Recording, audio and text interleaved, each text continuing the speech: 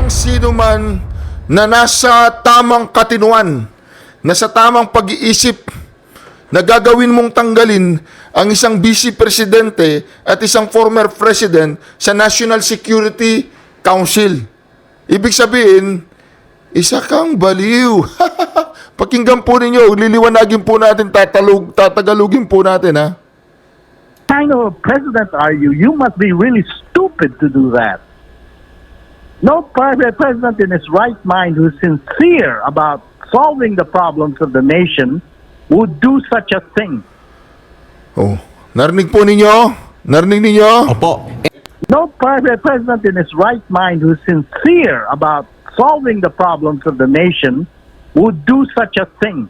Napakasakit po niyan, ha? Napakasakit Get po rid niyan. of those who have divergent views. And you only put what? People there who are scared to tell you the truth? What kind of a president are you? You must be really stupid to do that. No private president in his right mind who's sincere about solving the problems of the nation would do such a thing. Ibig sabihin po, ang sabi po dito ni Manong Jose Lendrino, wala daw taong nasa katinuan ng pag-iisip na gagawin ang bagay na yon. Ha? Wala daw isang matinong presidente, nasa tamang kaisipan na presidente na gagawin ang mga bagay na ginagawa ngayon ni Bobong Marcos. Alright, Reaction TV Base nagbabalik po. Reaction. Napakaganda po ng pag-uusapan natin ngayon, mga ka-reaction, ha. Mantakin po ninyo, ha. Ito pong si BBM, si Bobong Marcos, tinawag pong stupido. Tinawag po siyang stupid. Anyway, mga ka-reaction, sino po ang tumawag sa kanya na stupid? Ang tumawag po sa kanya na stupid ay si former President Consultant Jose Lendrino. Ito po, pakinggan po natin, English po ito. Pero susubukan po natin Tagalogin, ha? Tatagalogin po natin yan. Pero bago yan, wag po ninyong kalimutang mag-subscribe, i-like at i-share ang ating video. Di ba ba? Yan po ang ating mission, ha? Like and share ang ating video. Anyway, mga ka-reaction, ito na po. Ito na, pasok! Your domain, your spiritual domain, why are you quiet? I don't understand it. The only thing I can think of is that maybe they've been captured by Satan.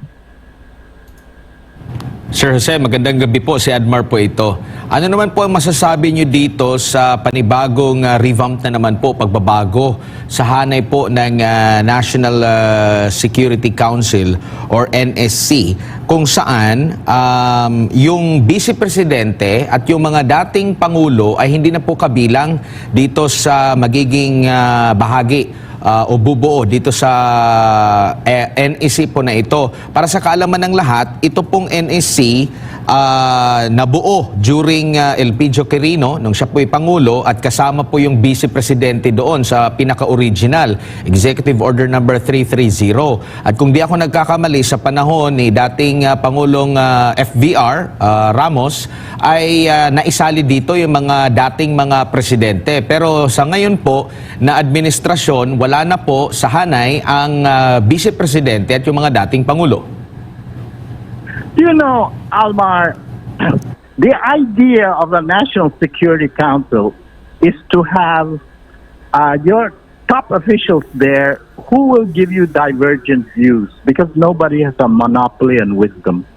We have so many problems, and so, you know, everybody should be able to give their views, no matter whether, you know, they came from different political parties.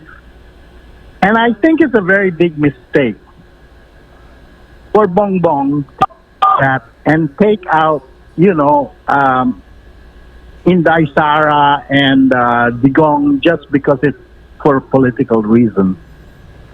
So what will he end up having? He's going to end up having only people in his government who are all afraid to talk and speak out.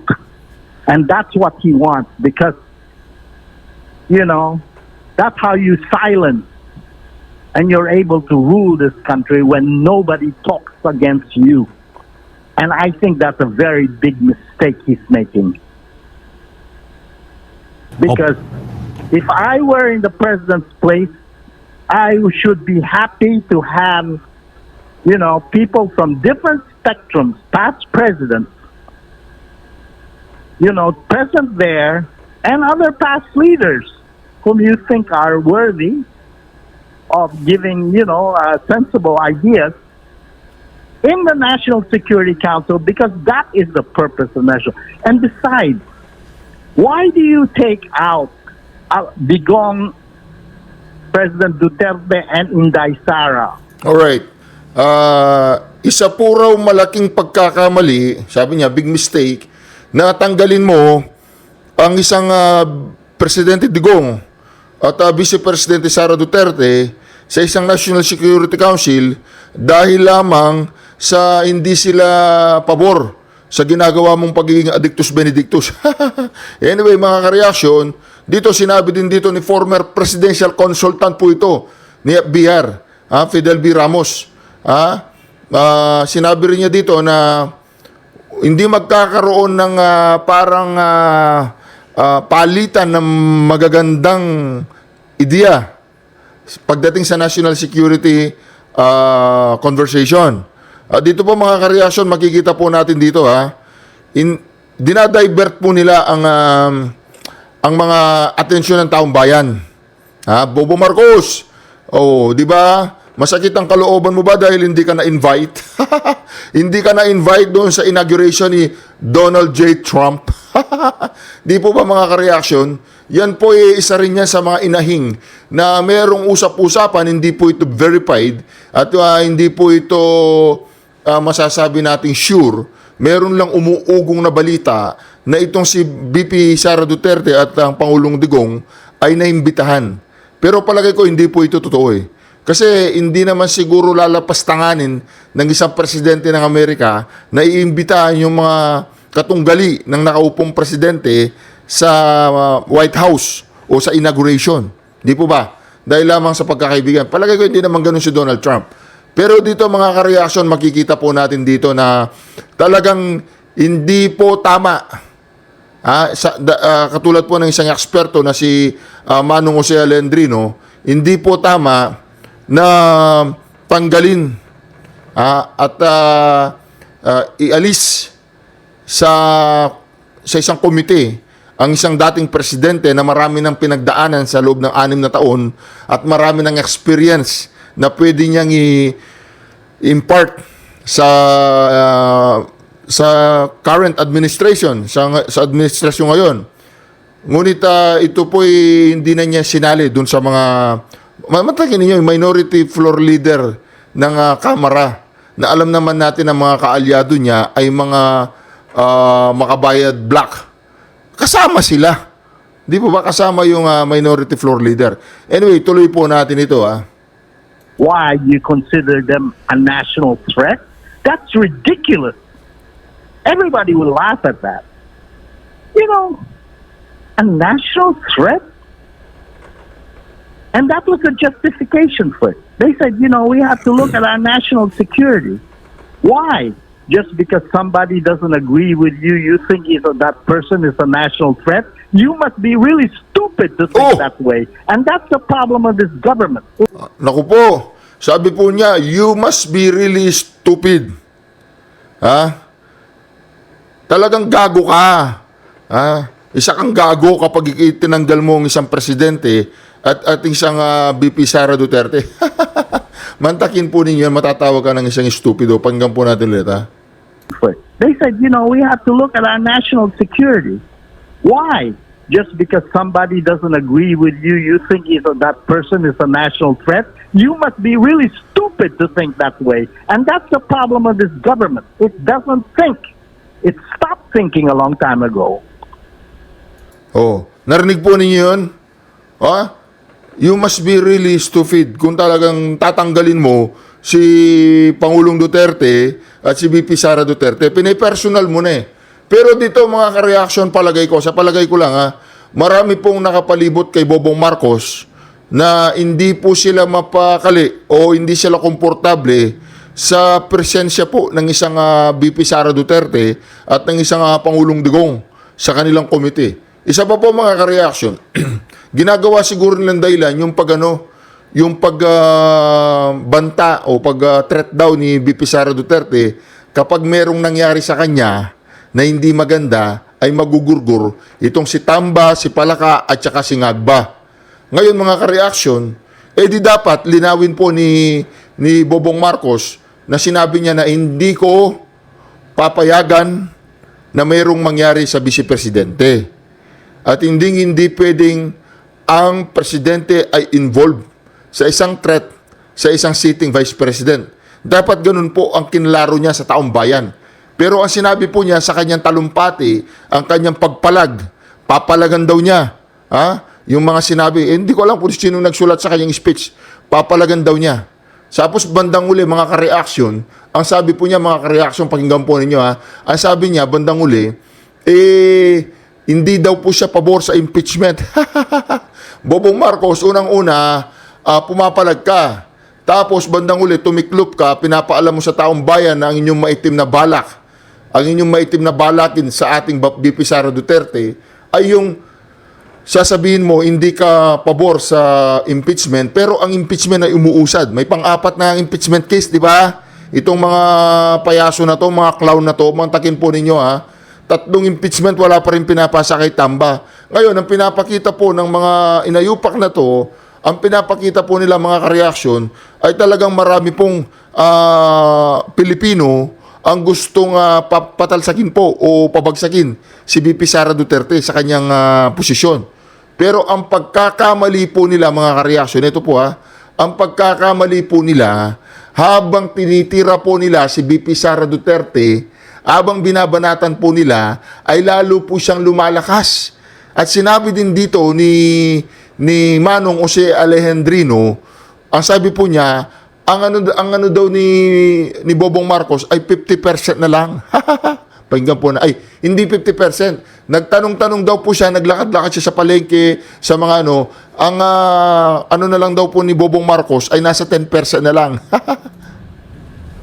Opo, and para sa kalaman ng lahat, gaano po kahalaga itong NSC, yung pag-convene po nito every time na kailangan o regular na pag-convene ito? Kasi balita po natin parang hindi pa yata nag-convene ito ng buo talaga, kasama mismo rin nanguna ang Pangulo. Kung meron po ba kayong mga narinig? Kasi sa panig po ni Vice President Inday Sara, bago siya tinanggal dito, kabilang ito sa binagyan niya ng emphasis, no, na never siya na naka-attend ng pagpupulong dyan sa NSC. Kinisyon pa nga niya ito during sa assessment sa kanya na walang security threat sa kanya, kaya nga humihingi siya ng minutes, sino yung mga pumirma doon sa minutes, bakit nakapagpalabas ng pahayag ang NSC na ni minsan ay hindi pa siya nakadalo sa anumang meeting simula nang umupo siya bilang pangalawang Pangulo. You know, all this is window dressing, okay? It's just for propaganda. I mean, for them to show that they're doing something. Because the truth of the matter is that they do not want to hear divergent views, which is the idea of having a National Security Council to talk about the issues really concerning the nation. That is the idea of a National Security Council. Because these issues that we have, sooner or later, will pose a problem of national security. Okay? So what do? You just want to show you're doing something when you're not doing anything. So what, you reorganize it? And how do you reorganize it? The most stupid way.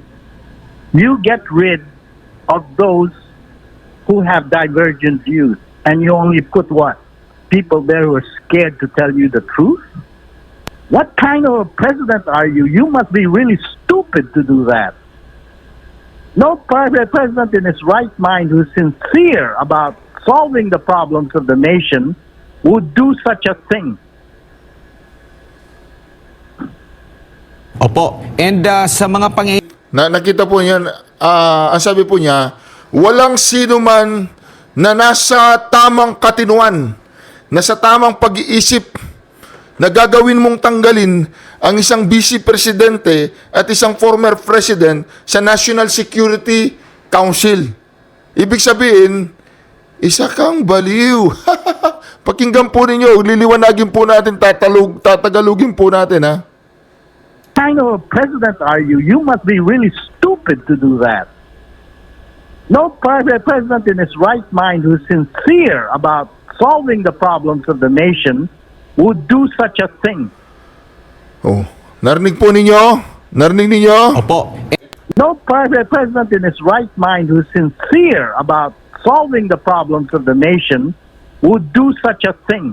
Napakasakit po niyan, ha? Napakasakit po Get rid niyan. of those who have divergent views. And you only put what? People there who are scared to tell you the truth? What kind of a president are you? You must be really stupid to do that. No private president in his right mind who's sincere about solving the problems of the nation would do such a thing. Ibig sabihin po, ang sabi po dito ni Manong Jose Lendrino, wala daw taong nasa katinuan ng pag-iisip na gagawin ang bagay na yon. Ha? Wala daw isang matinong presidente, nasa tamang kaisipan na presidente na gagawin ang mga bagay na ginagawa ngayon ni Bobong Marcos. Mabigat pong akusasyon yan. Mabigat pong mga pahayag yan na sasabihin mo, wala sa tamang pag-iisip. Sino ang Pangulo na nasa tamang pag-iisip na gagawin ang mga bagay na yun? Yun po ang pagkakasabi niya sa kanyang pag-i-English. Ibig sabihin, mga ka-reaction, ibig sabihin, ang turing po ni Jose Lendrino, ito po ang aking pagkakaunawa, ha? Correct me if I'm wrong, Sir Jose Lendrino, ibig sabihin sa iyong pahayag ay wala sa tamang katinuan si Bobong Marcos. Ganun po ba ang gusto nyo sabihin? Ganun po ba ang ibig nyo sabihin? Na wala sa tamang pag-iisip ang ating Pangulo. Dahil walang isang presidente na sa tamang katinuan na magagawa niya yung mga bagay na yon. Ibig sabihin, ang pagsusolve daw niya ng problema ng bayan, ang pagsusolve daw niya ng national security threat, ang kanyang solusyon para masolusyonan ang national security threat ng ating bayan ay yung tanggalin mo ang isang vice-presidente sa National Security Council. Tama nga naman. Tama po. Tama po itong si former presidential consultant Jose Alejandrino. Tama po siya. Tama. Kasi kung isa kang presidente na may katalinuhan at nasa tamang katinuan, ay hindi mo papayagan na ang vice-presidente hindi niya alam ang nangyayari sa ating bayan. Kasi isang atsing na lang presidente na yan. At itong dating presidente na nire-respeto at minamahal ng taong bayan, ay tatanggalan mo siya ng access sa national security information, hindi kanya mabibigyan ng magagandang payo para maprotektahan natin ang ating bayan. Isa pang national security threat, food. Pagkain. Kakulangan na supply ng pagkain. Kaya nga tayo nag-aangkat eh. Kaya nga tayo naghihingi ng pagkain sa ibang bayan. Paano? Wag na mas po sanang mangyari. Magkaroon ng sigalot sa West Philippine Sea. God forbid, wala pong mangyayari. Ito ang national security threat na masyadong seryoso. Nagkaroon ng matinding tinatawag nating sigalot sa West Philippine Sea. Ngayon, itinigil ng Vietnam, Thailand, Malaysia, o kung saan-saan man tayo humingi ng bigas, bumibili ng bigas. Itinigil nila ang pag-supply ng bigas sa Pilipinas. Kumusta po ang Pilipino? Saan po kukuha ng pagkain ng mga Pilipino? Itinigil ang importasyon ng karne, ng gulay, ng kahit anong importanteng everyday necessities natin. Saan po tayo pupulutin? Hindi po ba mga ka-reaction? Bakit hindi nila i-resolve ang food supplies, yung stable yung food supplies natin, na self-sufficient tayo? Isa pong national security threat yan. Di po ba mga ka-reaction?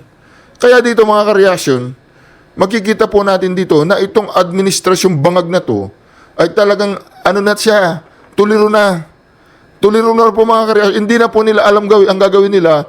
Kung anong gagawin nila, kaliwat kanan po. Kung hindi na nila alam kung anong gagawin nila para lamang ma-divert ang atensyon ng mga bayarang media at ang mga vloggers na katulad natin ay hindi tayo makapag-focus doon sa totoong issue ng bayan.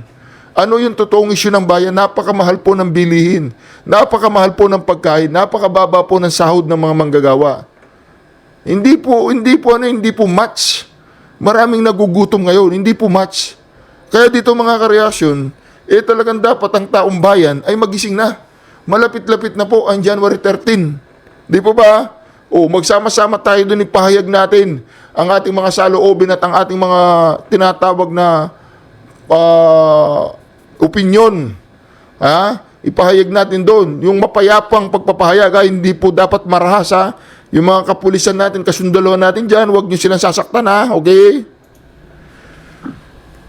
Opo. And sa mga pangyayari pong ito, dapat po ba itong ikabahala ng taong bayan? Kasi parang nabibigyan lang ng emphasis dito yung away po sa politika at hindi mismo yung malapit sa bituka ng taong bayan, which is patuloy na pagmahal ng mga bilihin, yung kahirapan, andyan pa rin po at tila wala silang, kung pagbabatayan natin yung mga pagtatanong at mga surveys po, ganyan po yung resulta po, Ginoong Jose.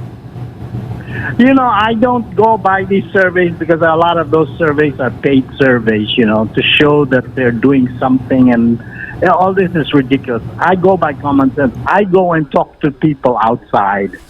I talk to people in the market. I talk to people in the groceries. I talk to, tricycle drivers. And I ask them, what do you think? And I'm going to tell you something, okay? Which I know that they will never print anywhere or tell anyone. A lot of people in this country are very angry. And that number keeps growing and growing. And if you took an honest survey of the popularity of Bongbong Marcos, he would be down to 10% Naku po. rating. I'm willing to take a bet. Naku po. Sabi niya, I'm willing to take a bet. Papaliwanag po natin to. Papaliwanag natin mga kareaksyon, ha? Popularity of Bongbong Marcos, he would be down to 10% rating. I'm willing to take a bet on it. Sir, huling topic na lamang po. Mantakin Ngayon po pong- ninyo yun, ha? Iunang-una mga kareaksyon, ang sabi po ni former presidential consultant Jose Alejandrino, yun daw pong mga survey nila, mga fake daw yan. Mga fake daw. Ang ginagawa po daw ni Manong Jose Alejandrino ay naglalakad daw po siya sa mga kalsada, sa mga market, sa mga palengke. Nagtatanong daw po siya sa mga tricycle driver, nagtatanong daw siya sa mga tindera, nagtatanong siya sa mga pangkaraniwang tao, nagtatanong siya sa mga nakakasalubong niya sa kalsada. At sabi niya, magbebet daw po siya, pupusta siya na ang rating daw po ni Bongbong Marcos ay nasa 10% na lang. Mantakin po ninyo yan. Nasa 10%. Ibig sabihin, kung ang rating po ni Bongbong Marcos ay nasa 10% na lang, at ang binabalandra po ng mainstream media tsaka ng SWS, yung tinatawag nating SWS, ano ba yun? Shit Weather Survey. Yung pong SWS yun. Kaya mga kareaksyon, mantakin po ninyo, ito po. Ako naniniwala po ako Naniniwala po ako mga kareaksyon na talagang 10% na lang ang rating po ni Bongbong Marcos. Subukan po ninyo, kayo po ang maglakad. Pag namalengke po kayo, sa palengke, kailangan naman malengke kayo, hindi sa palengke, no? Pag namalengke po kayo sa palengke, magtanong po kayo sa mga palengke, ano lang, babayad ka, ba, bumili ka ng galunggong. Ay, pwede kita matanong, ano masasabi mo kay Bongbong Marcos? Yun. Sasabihin niya sa'yo, gago, sasabihin niya gano'n. Ito, sabi po ni former presidential consultant Jose Alejandrino, talagang, you must be stupid. You must be out of your mind. Wala ka sa tamang pag-iisip kung gagawin mo yung mga bagay na ginagawa ngayon ni Bongbong Marcos. Kaya naman mga kareaksyon, ito po ang pinakamasakit at pinakamasaklap na ginagawa ngayon ng Bobong administration na to.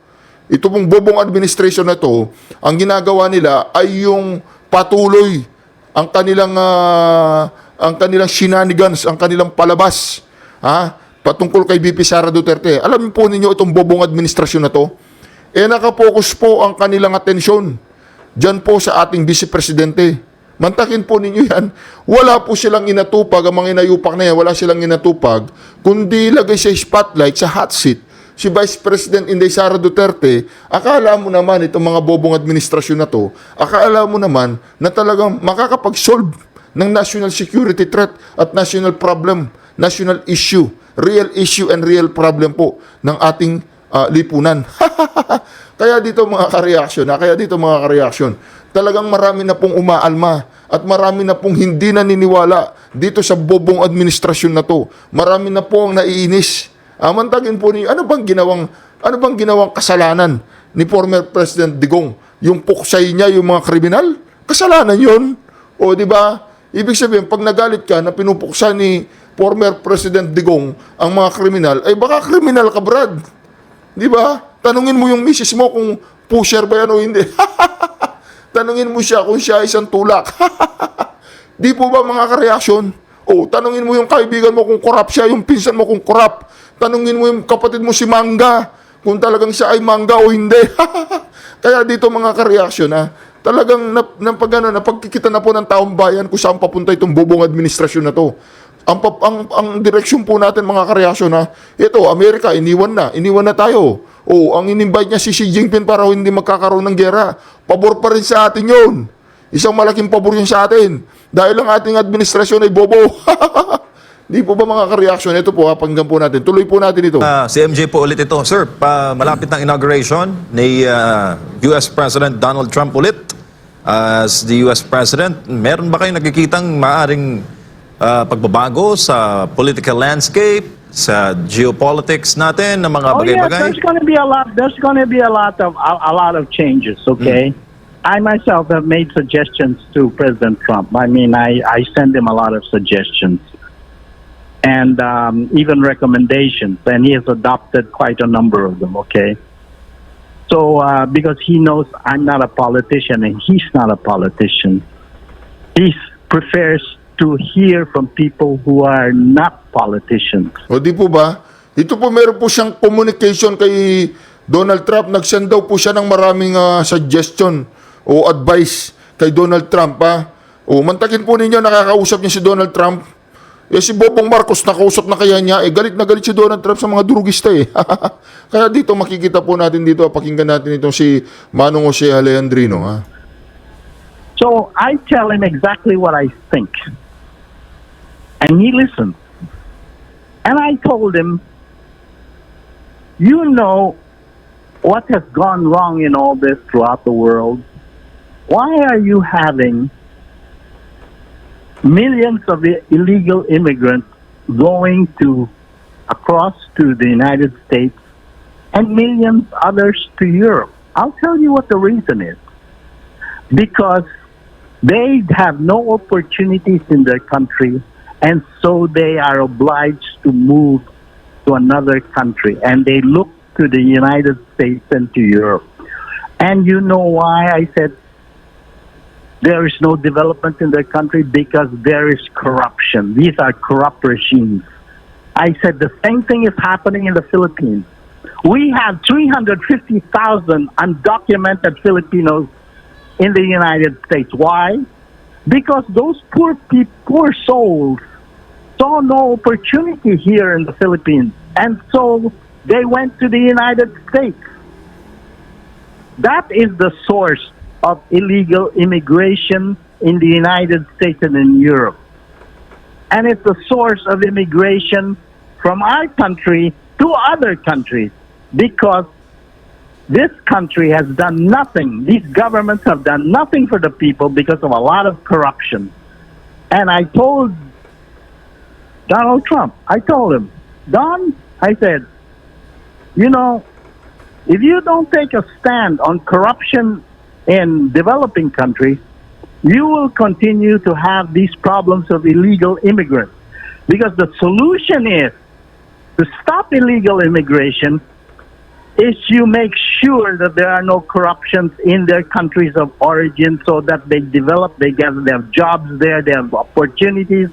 I said, this is common sense. And you know, he agreed with me. And you'll see what's going to happen. I told him, you can stop it because you can do it through executive order. You can impose sanctions on corrupt countries. You can ban the corrupt officials from those countries from entering the United States. You can even seize their assets. Biden did it to the Russian oligarchs. Okay, and then I said, just seize their assets and return them to the country once they have an honest government. Return their assets. Seize them.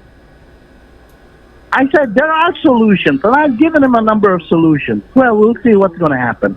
Opo, sir, issues sa West Philippine Sea, South China Sea, nakikita po ba ninyo na may mga pagbabagong magaganap? I've also given him a 4-point program on it, and he's looking at it.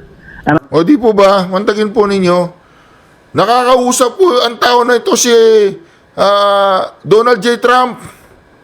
Meron po siyang open communication kay Donald J. Trump.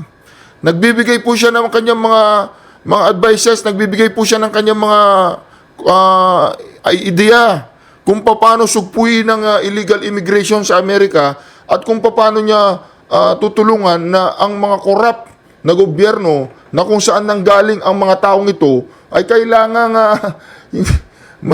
mantagin po niya. Pati pa naman si Donald Trump kailangan mangialam na ngayon sa atin. Nasasabi niya, huwag kayong mag-corrupt para hindi umalis ang inyong mga populasyon, ang inyong mga tao, ang inyong mga citizen, hindi umalis dyan. Hindi sila mag-TNT, tago ng tago doon sa aming bayan. Ganon. I told him, if you agree with it, please negotiate it directly with Jinping. And I suspect, this is the reason why I invited Jinping to go to Washington for his inaugural, because he wanted to talk to him. So, And he said, I do not consider China as an enemy. That was very good that he said that. That means that he thinks he can come to an agreement with Jinping, including over the West Philippine Sea. I've given him the solution. He's looking at it. I'm not going to give the details out here because I want Trump to be the one to negotiate it directly with Jinping. And I think Jinping will accept. I have a funny feeling Jinping will like the proposals. And then that's the way we can solve this problem in the West Philippine Sea. alright, Sir Jose, maraming salamat po sa inyong panahon ngayon pong 10 oras ng gabi at Happy New Year, sir. Same there. Thank you very much. Maraming salamat si Ginoong Jose Alejandrino, ang dating presidential consultant. O, mantagin po ninyo yan ha. Isa pong dating presidential consultant ni FBR, nakikipag-communicate po sa President-elect Donald Trump. Ngayon mga kareaksyon, ang isang Jose Alejandrino ay tatawagin kang stupido, tatawagin kang isang gago. Ano pang i-expect po natin sa bubong administrasyon na ito? No? Anyway mga kareaksyon, maraming salamat muli sa pagsama ninyo sa ating Reaction TVPH at ang ating reaction video. Huwag po ninyong kalimutan mag-subscribe, like at i-share ang ating video. Importante pong i-share. Dahil pag hindi po kayo nag-subscribe, nag-like at i-share ang ating video, isusumbong ko po kayo sa ating Pangulong Duterte. At baka alam nyo na ang mangyayari ha. Huwag naman sana. Kaya mag-subscribe ka na, kareaksyon. Syukran. Duterte.